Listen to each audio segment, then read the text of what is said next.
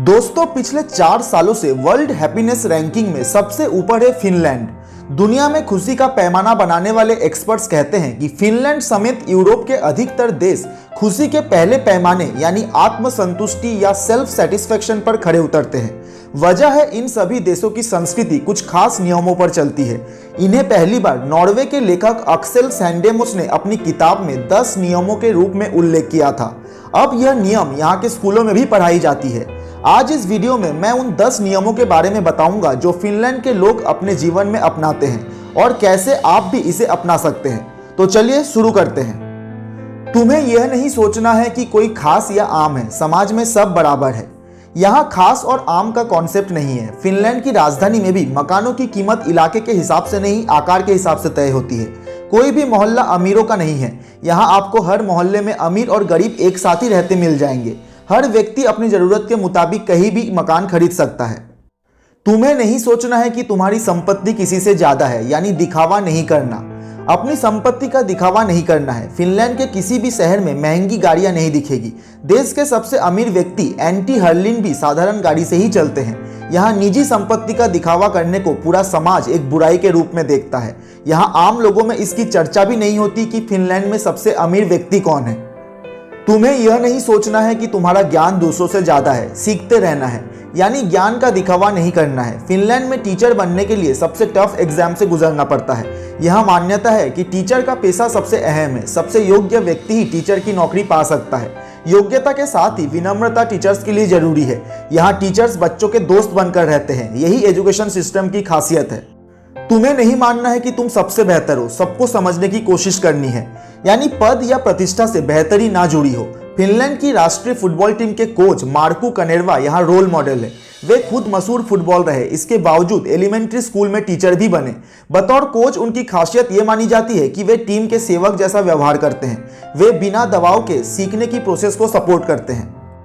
तुम्हें यह नहीं सोचना है कि शिक्षा पर तुम्हारा विशेषाधिकार, ये सबका हक, यानी शिक्षा पर सबका समान अधिकार हो। फिनलैंड में शिक्षा बिल्कुल मुफ्त है। सिर्फ स्कूली शिक्षा ही नहीं, यूनिवर्सिटीज में भी एजुकेशन पूरी तरह फ्री है। बाहर से आकर पढ़ने वालों के लिए भी। स्थानीय छात्रों को सरकार पढ़ाई के दौरान भत्ता भी देती है। यहाँ किसी को अपनी ज्यादा पढ़ा लिखा होने का घमंड नहीं होता है। तुम्हें यह नहीं सोचना है कि तुम ज्यादा अहम हो। सबसे एक जैसा व्यवहार, यानी हर नागरिक से एक जैसा व्यवहार हो। फिनलैंड में हाल ही में 3 कैबिनेट मंत्रियों ने सरकारी अस्पताल में बच्चों को जन्म दिया।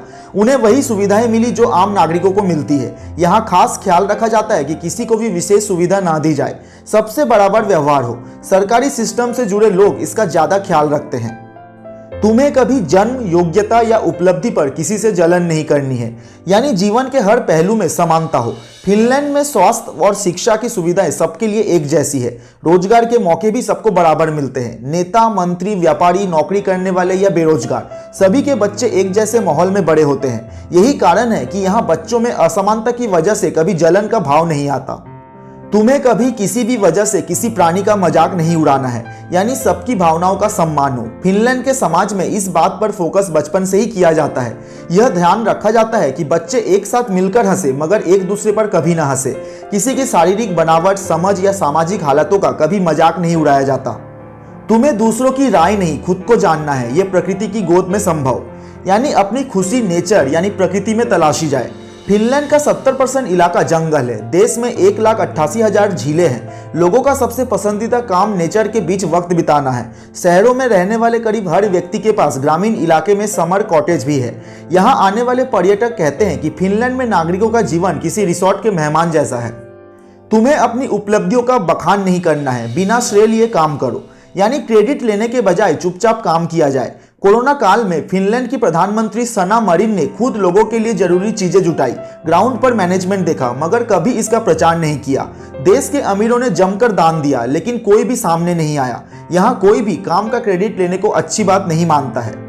तो दोस्तों, ये थे वो 10 बुनियादी नियम जो फिनलैंड के लोग अपने जीवन में अपनाते हैं और दुनिया में सबसे खुशहाल जिंदगी बिताते हैं। हमें भी कोशिश करनी चाहिए इन नियमों को अपनाने की। आपको ये वीडियो कैसा लगा हमें कमेंट करके जरूर बताइएगा।